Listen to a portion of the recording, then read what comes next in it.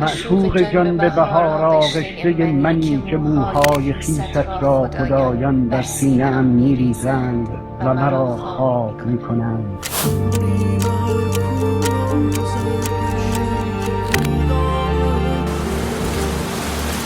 من چشم‌های تو را هم در چینه‌دانم مخفی نگاه داشتم.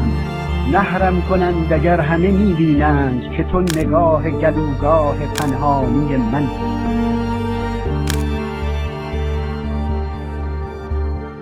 عمری به هر کویا گذر گشتم که پیدایت کنم،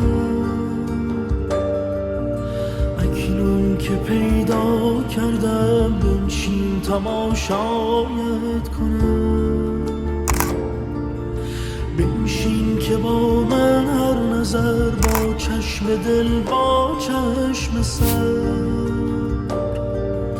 هر لحظه خود را مستر از روی زیبایت کنم.